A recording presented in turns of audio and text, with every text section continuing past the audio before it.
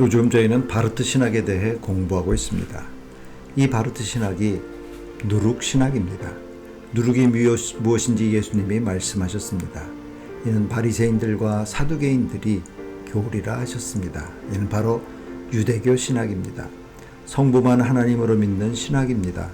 성자 예수님을 인간으로 믿으며 성령님도 단지 성부에 종속된 영으로 믿는 신학입니다. 이는 삼위일체 신학을 부인하는 누룩 신학입니다. 이뿐만 아닙니다. 이 바르트 누룩 신학이 성경관에도 문제가 있습니다.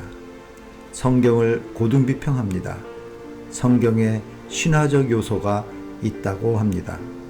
창세기 1장에서 11장을 실제 역사가 아니고 신화나 전설과 설화라 합니다. 그러므로 성경을 은유적, 상징적으로 해석해야 한다고 합니다. 성경에 오류가 있다고 합니다. 이 세상 7천년설을 부인합니다. 무천년주의와 후천년주의를 선호합니다. 성경 해석에도 문제가 있습니다. 성경이 1세기 근동문화 속에서 표현되었기에 시대마다 표현 방법과 해석이 달라야 한다고 합니다. 그러므로 정통신학에 세상 학문들을 도입해야 한다고 합니다. 바울이 이 세상 학문들을 초등학문들이라 했는데 말입니다. 오늘날 신학교의 커리큘럼의 70에서 80%가 이 초등학문으로 가득 차 버렸습니다. 신학교에서 성경을 공부하지 않습니다. 신학대학원을 졸업해도 성경을 잘 모릅니다. 그래서 세미너리를 세메트리라 부릅니다. 바르트 신학의 신관에도 문제가 있습니다. 하나님을 전적인 타자로 봅니다. 초역사의 하나님으로 봅니다. 인간이 만날 수 없고 볼 수 없는 분이라고 합니다. 인간은 단지 하나님을 경험할 수만 있다고 합니다. 성경 말씀을 통해 인간 역사 속에서 경험할 수 있다고 합니다. 그래서 명상기도, 관상기도, 신인 합일기도, 큐티, 하나님의 음성 듣기 등 방법으로 하나님을 경험하기를 시도합니다. 단편적 두더지 시각으로 하나님을 경험하기를 시도합니다. 반면 전통적 정통주의자들은 이들과 다릅니다. 성경 말씀을 통해 하나님과 직접 만나며 인격적으로 대화합니다. 단순한 경험이 아닙니다. 구체적, 실체적, 인격적 만남입니다. 그러기에 체계적인 7대 신학 주제의 말씀 공부가 절대로 필요합니다. 이런 인격적 만남을 통해서 우리가 하나님 나라를 한눈으로 구체적으로 보게 됩니다. 독수리 시각자가 됩니다. 바르트 신학의 신관에 또 다른 문제가 있습니다. 자유하는 신 개념입니다. 이는 하나님의 언약이 계속 유효한 것이 아니며 시대사조에 따라 유동적이며 가변적이라는 사상입니다. 예를 들면 아브라함의 언약이 당대의 언약이지 21세기에는 이 언약을 시대에 맞게 변형시켜야 한다는 사상입니다. 다시 말해 하나님은 자신의 언약에 얽매이지 않고 시대에 따라 변하기에 자유하신 하나님이라는 신관입니다. 그러나 정통 복음주의 사상은 다릅니다. 불변의 하나님이십니다. 예를 들면 아브라함의 언약이 당대의 언약만이 아닙니다. 불변의 언약입니다. 시대가 변해도 이 언약은 불변합니다. 시대가 변해도 하나님의 언약은 변하지 않습니다. 예를 들면 1세기 때 지옥이 있다고 예수님이 말씀하셨습니다. 그러니 시대가 변해도 지옥설은 상존해야 합니다. 그런데 바르트 신학이 지옥에 대해 이렇게 말합니다. 이 지옥을 20세기 사조에 맞추어야 한다고 합니다. 20세기에 들어와서 이들이 영혼 소멸설을 창안했습니다. 사람이 죽어 영과 혼이 소멸된다는 학설입니다. 그러니 영혼이 소멸되기에 지옥도 필요 없고 낙원도 필요 없다고 봅니다. 이들의 기독론에도 문제가 있습니다. 20세기의 사조에 맞추어 예수님을 재조명합니다. 본래 예수님이 인간이셨는데 때가 되어 신성화된 분이라고 합니다. 그러기에 예수님의 동정녀 탄생도 부인하며 예수님의 육의 부활도 부인하며 예수님의 육의 재림도 부인합니다. 이들이 부활절을 지킵니다. 부활이라는 같은 단어를 사용하지만 우리와 다릅니다. 육의 부활이 아니고 예수의 정신의 부활이며 예수의 영의 부활이라고 합니다. 재림도 마찬가지입니다. 이미 예수의 정신과 예수의 영이 재림했다고 합니다. 그러기에 이들은 만인 구원론을 주창합니다. 종교에 구별 없이 모든 인류가 구원받는다고 합니다. 종교다원주의입니다. 그러므로 진정한 구원이 개인 구원만이 아니고 사회 구원이 더욱 중요하다고 합니다. 칼 바르트는 유명한 사회주의 혁명가였습니다. 그는 사회주의 혁명에 참여하는 것이 바로 하나님을 경험하는 것이라고 했습니다. 이를 위해 그가 몸소 스위스 사회혁명당에 입당했으며 독일 사회민주당에도 입당했습니다. 그는 이데올로기만 아니고 몸소 사회운동에 참여하여 실천해야 한다고 주장했습니다. 새로운 인간을 만들려면 사회주의 혁명을 경험해야 한다고 했습니다. 이렇게 함으로 하나님을 경험할 수 있다고 믿었습니다. 이 바르트의 사회혁명 사상에 영향받은 분이 바로 본 해퍼입니다. 오늘날 작용화된 기독교인들의 사상 기조가 이 바르트 사상의 뿌리를 두고 있습니다. 그런데 신기하게도 예수님이 예언하셨습니다. 교회 시대에 이 누룩신학이 온 기독교계에 퍼질 것이라고 하셨습니다. 예수님의 디자인입니다. 그 디자인이 이러합니다. 천국은 한 여인이 가져다가 가루서말 속에 숨겨놓어 전체를 부풀게 한 누룩 같으니라. 마태복음 13장 33절.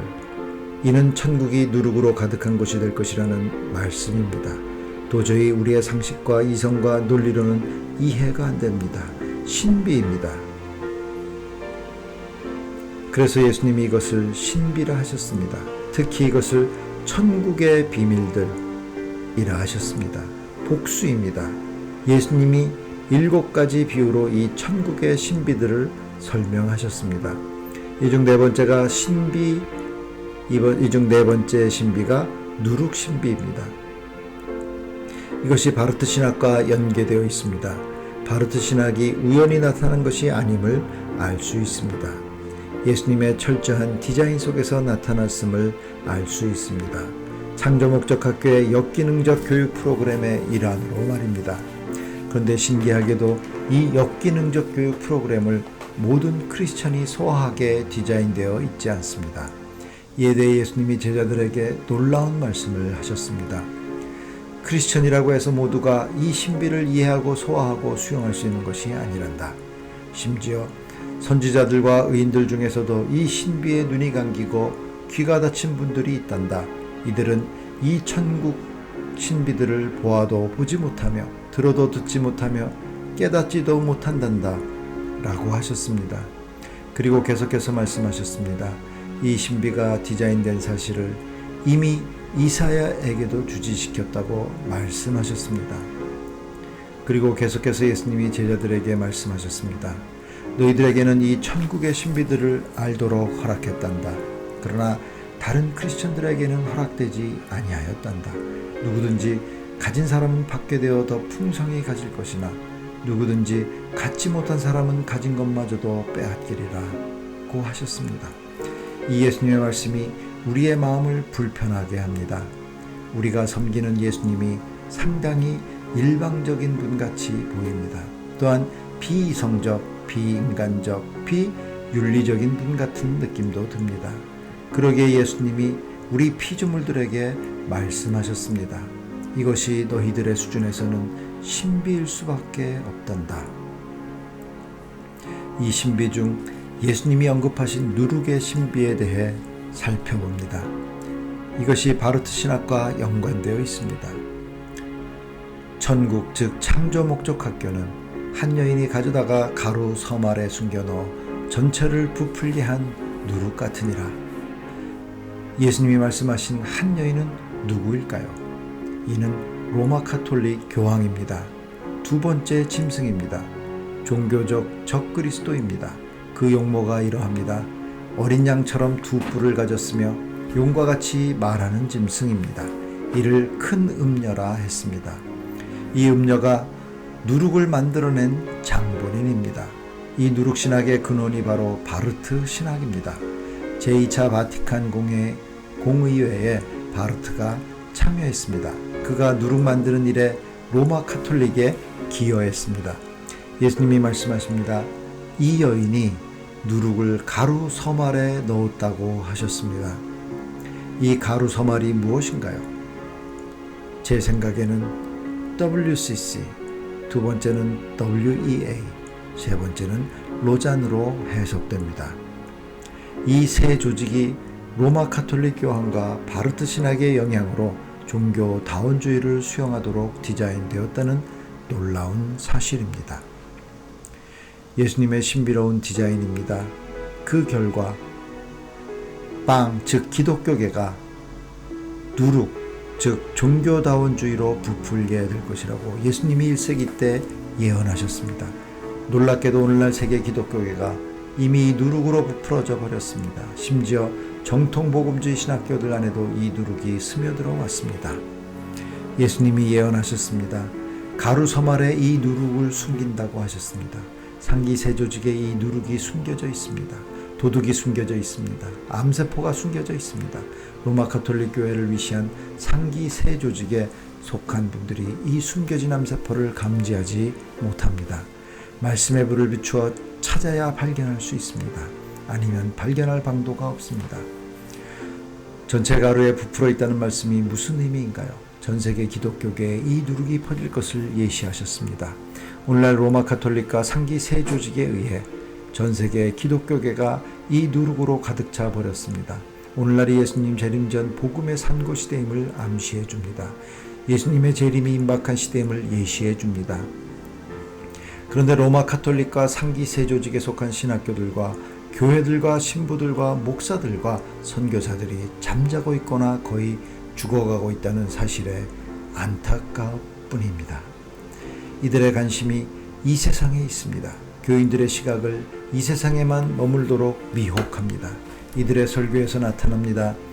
잘잘복음, 기복신학, 성공신학, 행복신학, 문제해결신학, 카운슬링신학, 가정사역신학, 축귀신학, 예언신학, 교회성장신학, 세계평화신학, 이 세상 낙원화신학, 종교다원주의신학, 종교간 대화신학, 사회복음화신학, 사회정의신학, 성소수자 보호신학, 약자보호신학 등입니다. 이들은 이 세상의 창조 목적 학교임을 말하지 않습니다. 우리가 학생이며 나그네이며 순례자임을 말하지 않습니다. 산고신학을 말하지 않습니다. 예수님 재림의 임박성을 말하지 않습니다. 미전도적 속 복음화 필요성을 말하지 않습니다. 지옥과 천국에 대해서도 가르치지 않습니다. 이런 이야기하면 꼴통 보수라고 비난합니다. 이것이 오늘날 세계 교회의 현 주소입니다. 예수님이 예언하신 바르트 누룩 신학의 결과물입니다. 오늘날 이 바르트 누룩 신학이 신복음주의라는 가면을 쓰고 우리를 속이고 있습니다. 예수님의 예언대로입니다. 이것이 엄청난 세력과 영향력을 가진 가짜 복음주의입니다. 거짓 복음주의입니다. 놀랍게도 이들이 정통 복음주의자들을 파괴시키고 있으며 분열시키고 있습니다. 이들이 계시록 13장의 두 짐승에게 엄청난 힘을 실어주고 있습니다. 우리의 질문이 있습니다. 왜 전능하신 예수님이 이 바르트 누룩 신학을 허용하셨을까요? 왜 저지하지 않으셨을까요? 왜 전지하신 예수님이 누룩 비유를 미리 제자들에게 가르치셨을까요? 이것이 예수님의 디자인일까요? 이것이 예수님의 뜻일까요? 왜 이것을 디자인하셨을까요? 특히 왜 예수님의 재림 전 이들에게 능력을 베풀어 이들을 활개치게 허락하셨는지도 궁금합니다. 신기하게도 예수님의 지상 재림 직전에 가서야 드디어 이들을 풀못에 던지신다고 하셨습니다. 왜 이런 디자인을 하셨나요? 무척 궁금합니다. 국내외에 흩어져 있는 우리 AMI 팀들이요, 우리가 이 질문에 답할 수 있어야 합니다. 그리고 우리가 섬기는 일본 팀들과 NK 팀들에게도 이 질문에 답을 드려야만 합니다.